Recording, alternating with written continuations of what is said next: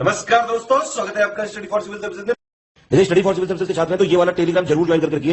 YouTube channel में हमारे साथ है तो भी ये वाला टेलीग्राम ज्वाइन करना बहुत ज्यादा जरूरी है। सारे नोटिफिकेशन, सारे अपडेट, सारे मोस्ट इंपोर्टेंट पिक्स, सारा रिवीजन सब कुछ यहाँ पे बताया जाता है। टेस्ट को ध्यान से अटेम्प्ट करिए और बताइए कितना स्कोर आपने किया है, कितने सही किए हैं टोटल क्वेश्चन में से। सभी लोग अपना अपना स्कोर जरूर कमेंट करिए। देखिए ये हमारा एससीएस डेली क्विज चैनल है, इसमें डेली क्विज होती है, बिल्कुल फ्री में, इसको जरूर ज्वाइन कर लीजिएगा। ये हमारा इंस्टाग्राम का पेज है, इसको जरूर फॉलो कर लीजिएगा। Study for civil dot services करके अगर आप इंस्टाग्राम में सर्च करेंगे तो आपको मिल जाएगा। वीडियो के डिस्क्रिप्शन में इसकी लिंक दी हुई। इसमें आप स्टोरी सेक्शन जरूर देखते रहा करिए, प्लस इसमें हाईलाइट्स आते रहते हैं और प्लस पोस्ट आती रहती है, इनको जरूर फॉलो करते रहिए। नमस्कार दोस्तों, स्वागत है आपका स्टडी फॉर सिविल सर्विसेज में। डे नंबर 37 सॉल्व करेंगे हम अपने इलाहाबाद हाई कोर्ट के जो डेली क्विजेस सॉल्व करते हैं स्लॉट नंबर 2 के अंदर। तो बिना किसी देरी के शुरू करेंगे। क्वेश्चन नंबर 1 देखेंगे। एरर फाइंड करना है आपको यहाँ पे। तो देखिए हमारा सेंटेंस स्टार्ट हो रहा है यहाँ से। The reason Priya was late to the meeting is because her flight was delayed. ठीक है, तो अब देखिए यहाँ पे क्या एरर आ रहा है। द रीज़न है ना, तो द रीज़न के लिए यहाँ पे बिकॉज नहीं दैट यूज़ करेंगे, है ना। ऑप्शन बी पार्ट जो है ये एरर है। और चूंकि द रीज़न और बिकॉज दोनों का लगभग अर्थ एक तरीके का होता है तो ये सेंटेंस को सुपरफ्लुअस बनाएगा। ठीक है, तो ये वाला पार्ट बी में एरर था। नेक्स्ट है कि देखिए, not only did they offer him good salary but provided him with a beautiful bungalow. ठीक है, तो अब देखिए यहाँ पे एरर कहाँ पे आ रहा है। तो इसमें जैसे क्या है ना स्टार्टिंग में कि नॉट ओनली, ठीक, तो इसका जो कह लीजिए जो पेयर होता है कंजंक्शन का वो नॉट ओनली बट ऑल्सो भी होता है। ठीक, तो अब यहाँ पे बट है ना, तो यहाँ ऑल्सो भी यूज़ करेंगे, बट ऑल्सो प्रोवाइडेड। तो बी पार्ट जो है this is incorrect. Third number question में है कि his father blank space him up in a construction business. ठीक है, तो यहाँ पे क्या यूज़ करेंगे। तो इसमें हम यूज़ करेंगे ऑप्शन डी, सेट। तो देखिए क्या है कि जैसे ये सेट हमने यहाँ पे लिख लिया, ठीक, तो सेट हिम अप है ना। अगर इतने का हम मीनिंग देखेंगे तो जैसे एक वो होता है फ्रेज कह लीजिए, तो सेट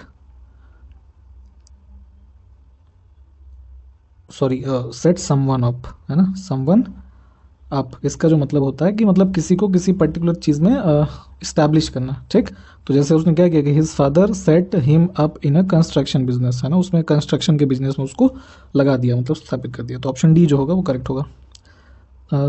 फोर्थ नंबर में कि I have blank space respect for his achievement. ठीक है, तो इसमें क्या हो जाएगा हमारा, तो प्रोफाउंड हो जाएगा, है ना। I have profound respect for his achievement. Profound मतलब कि काफ़ी ग्रेट या फिर इंटेंस, गहन जैसे हिंदी में होता है। नेक्स्ट है कि बोस्ट का आपको सिनोनिम बताना है। तो हमारा क्या हो जाएगा ये, प्राइड, है ना, गौरव, ऑप्शन डी। नेक्स्ट है हेस्ट का आपको सिनोनिम बताना है। तो हेस्ट का हमारा सिनोनिम हो जाएगा हरी, जल्दी, कोई चीज़ की जल्दी हो ना उसको हेस्ट बोलते हैं। नेक्स्ट है रिफलगेंट, है ना, रिफलगेंट ऐसे पढ़ेंगे इसको। तो इसका हमारा ऑपोजिट क्या हो जाएगा। So dark is the opposite of refulgent या फिर रिफलजेंट। तो ये जैसे रिफलजेंट का मतलब होता है जैसे कोई चीज़ चमकीली होती है ना, उसको बोलते हैं। नेक्स्ट है कि स्केप्टिक, है ना, स्केप्टिक का आपको ऑपोजिट बताना है।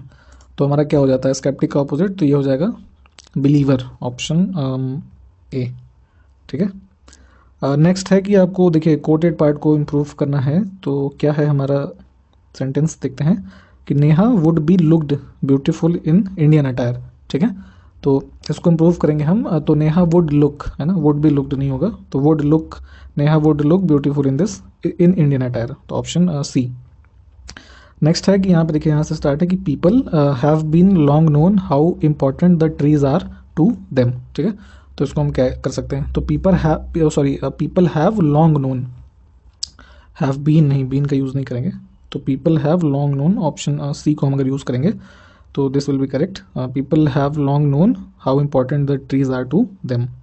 नेक्स्ट है कि देखिए ईडियम है हमारा हरक्यूलियन टास्क। तो हरक्यूलियन टास्क क्या होता है, something which is very difficult task. तो ऑप्शन डी।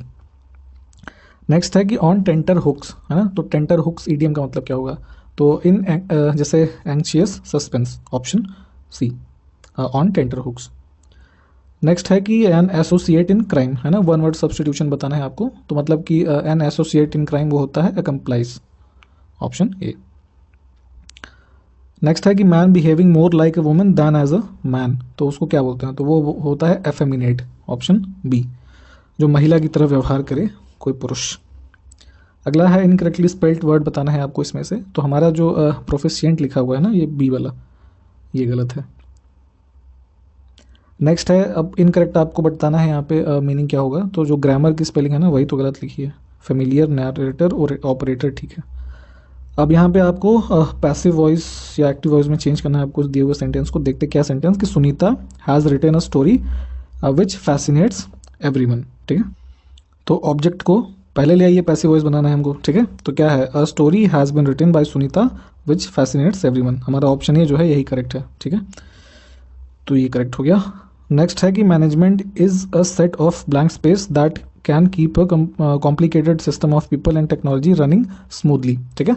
तो हम यहाँ पे प्रोसेसेस जो वर्ड है ना ऑप्शन सी के अंदर, ये हम फिल करेंगे। Management is a set of processes that can keep a complicated system of people and technology running smoothly. Next है कि जैसे अब देखिए JKLM को हमने 4 टाइम्स आई लिखा हुआ है, तो PQRS के लिए हम यहाँ पे क्या यूज़ कर सकते हैं, ये देख लेते हैं। पैटर्न हमारा कुछ ऐसे फॉलो हो रहा है कि देखिए JKLM लिखा हुआ है ना, तो J में से घटा दीजिए, क्या एक वर्ड घटा दीजिए -1, तो क्या आएगा, आई आ जाएगा, है ना। फिर K में से -2 घटा दीजिए, फिर आई आ जाएगा। फिर L में -3 घटा दीजिए, इसमें भी आई आएगा। और M में -4 कर दीजिए, है ना, तो ये भी आई आ जाएगा। तो उसी हिसाब से हम PQRS के लिए भी कर लेंगे, ठीक।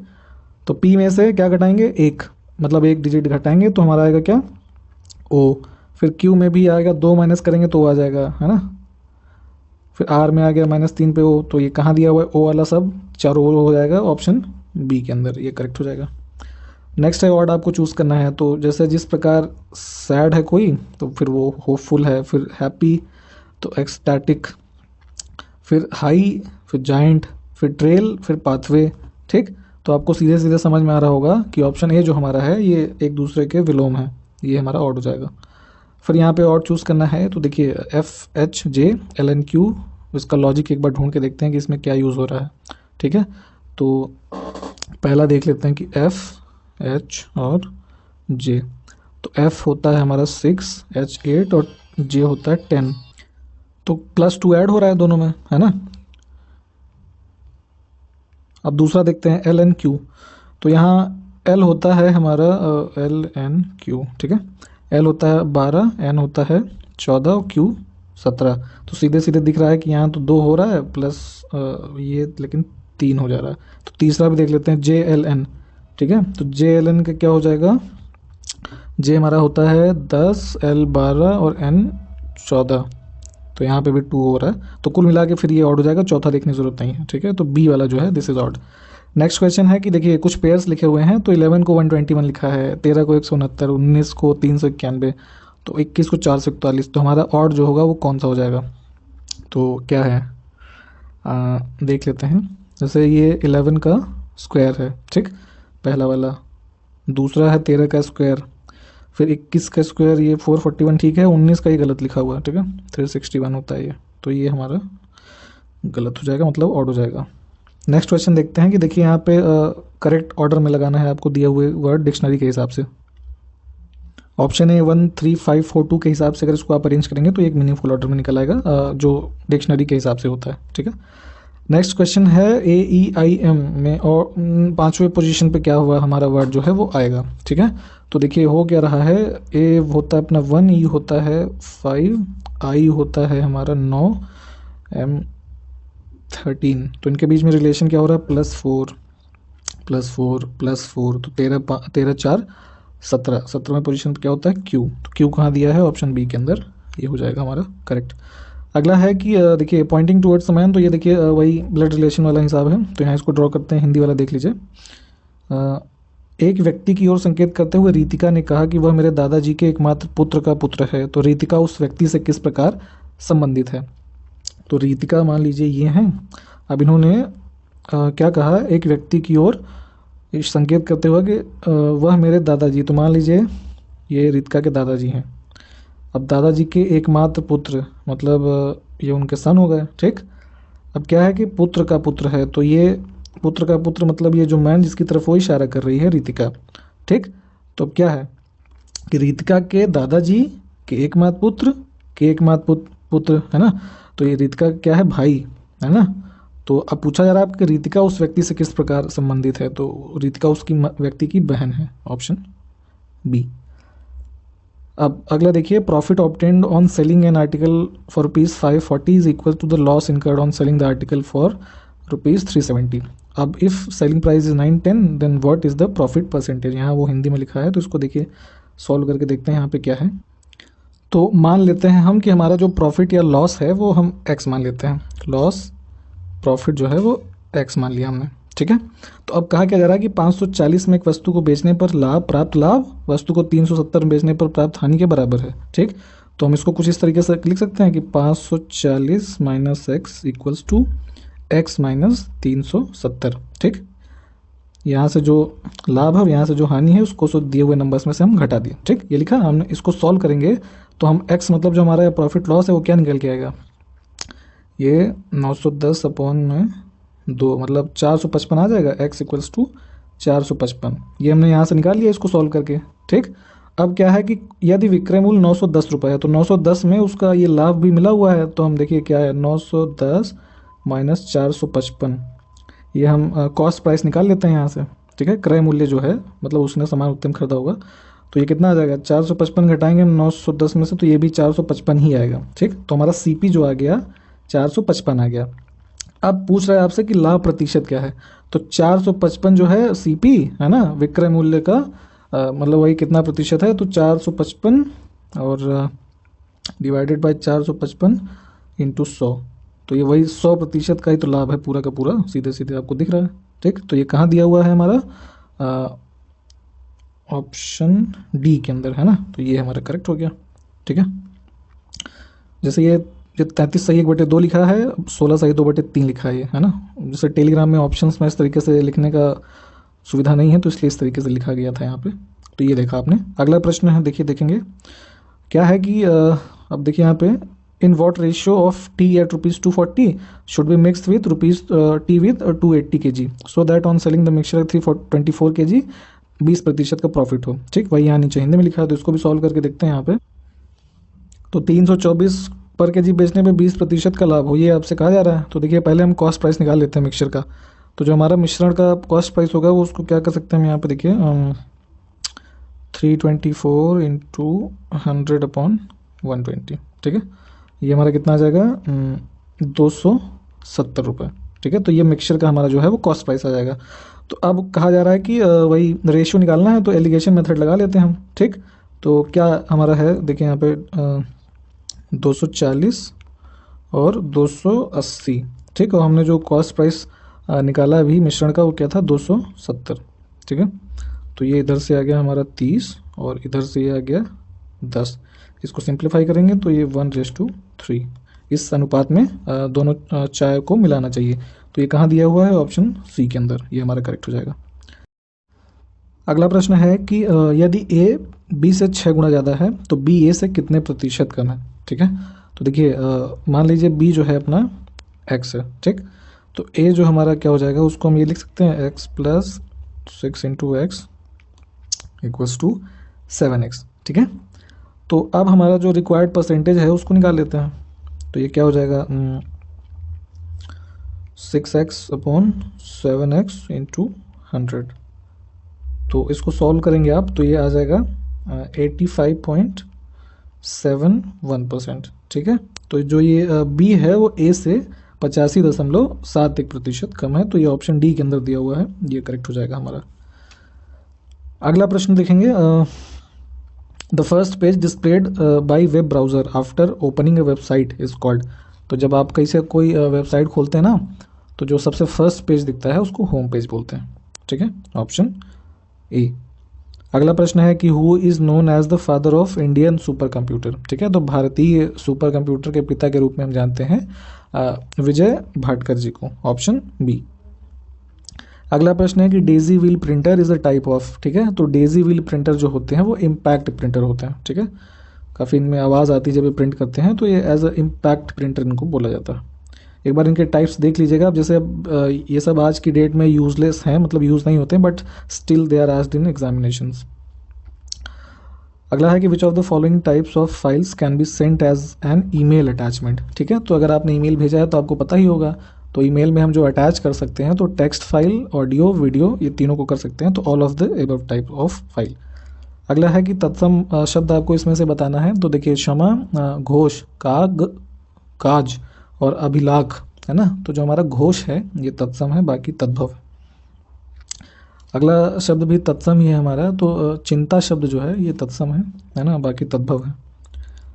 अगला है शुद्ध वाक्य आपको चयन करना है इसमें से। तो पाठ को कल पढ़ने के बारे में बात हो रही है, तो ये इसका जो सही फॉर्मेशन है कल पाठ पढ़ कर आइए, ऑप्शन सी जो है ये करेक्ट है।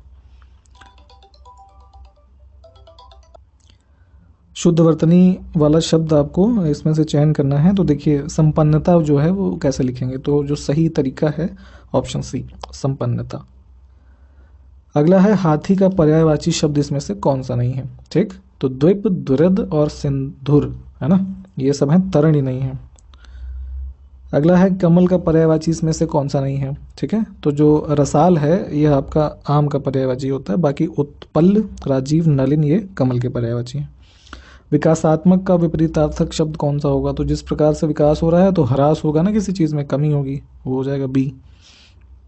सर्वनाम शब्द जो उन से निर्मित विशेषण कौन सा है इसमें से, है ना, तो जैसे ये देखिए लिखा है ना उन, ये उन क्या है, सर्वनाम का शब्द है, तो इससे कौन सा विशेषण बनेगा, तो ये आपका बन जाएगा उनका, ठीक है, ऑप्शन बी।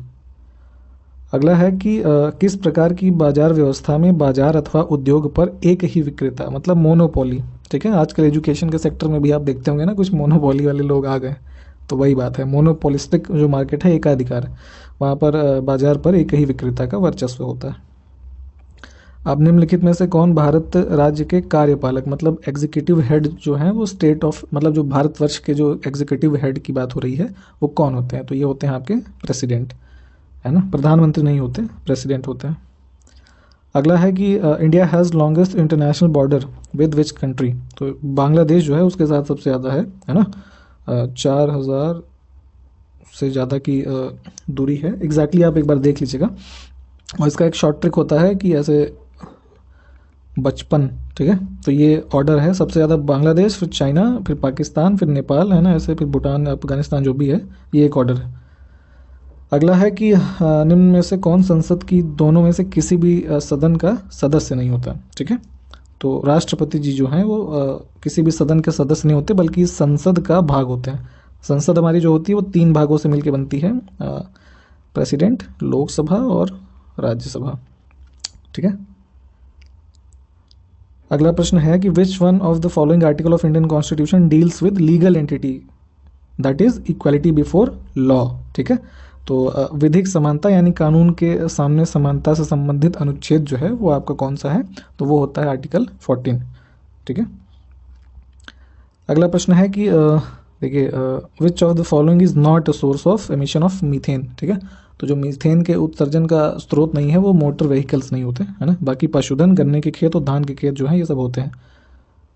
फिर अगला है डेन्यूब नदी का उद्गम जो है वो किस देश में है, मतलब डेन्यूब रिवर जो है वो कहाँ से ओरिजिनेट होती है, तो ये आपका यूरोप में, जर्मनी में होती है, ठीक है, option B. When is International Population Day, ठीक है, तो इंटरनेशनल पॉपुलेशन डे जो ऑब्जर्व किया जाता है that is on 11 July. Next है कि देखिए what is the sequence of correct position of following African countries from south to north, ठीक है। तो देखिए हमारे जो देश हैं नाइजीरिया, साउथ अफ्रीका, तंजानिया और अल्जीरिया, ठीक है। तो करेक्ट ऑर्डर हमको क्या बताना है, साउथ से, ठीक। तो सबसे साउथ में अगर आपने अफ्रीका का ऐसे मैप देखा है तो सबसे नीचे क्या है हमारा, साउथ अफ्रीका ही है, ठीक है। तो बी सबसे पहले आ जाएगा। फिर हमारा है तंजानिया का देश, ठीक है, तो ये तंजानिया आ गया, तो मतलब तंजानिया कहाँ है, सी में, ठीक है, ये वाला, ठीक। फिर उसके ऊपर आता है आपका कौन सा देश, नाइजीरिया आ जाता है, ठीक। तो नाइजीरिया कहाँ है, ऑप्शन ए के अंदर, तो हमारा बी सी ए है ना। फिर लास्ट में डी आता है ना, डी, अल्जीरिया जो है ये ऊपर है, तो हमारे code B C A D कहाँ पे है, ऑप्शन ए के अंदर, ये करेक्ट हो जाएगा, ठीक है। मैप में एक बार देख लीजिएगा। फिर है कि the longitudinal distance in time difference in 1 hour will be, ठीक है। तो जो कह लीजिए देशांतरीय दूरी होती है वो 1 घंटे में कितनी होती है, तो ये होती है आपकी 15 मिनट, सॉरी 15 डिग्री, ठीक है। 1 घंटे में। तो जैसे ये देखा आपने, तो वही ना, जैसे 4 मिनट पे 1 डिग्री का अंतर आता है, तो उसी हिसाब से 15 चौके 60 है ना, तो 1 घंटे में 15 डिग्री का ये अंतर आएगा। तो ऑप्शन ए जो है ये करेक्ट है। तो यहाँ तक ये पूरी क्विज कंप्लीट होती है आज की, है ना। अगली क्विज सॉल्व करते रहेंगे, बने रहिए हमारे साथ। जय हिंद।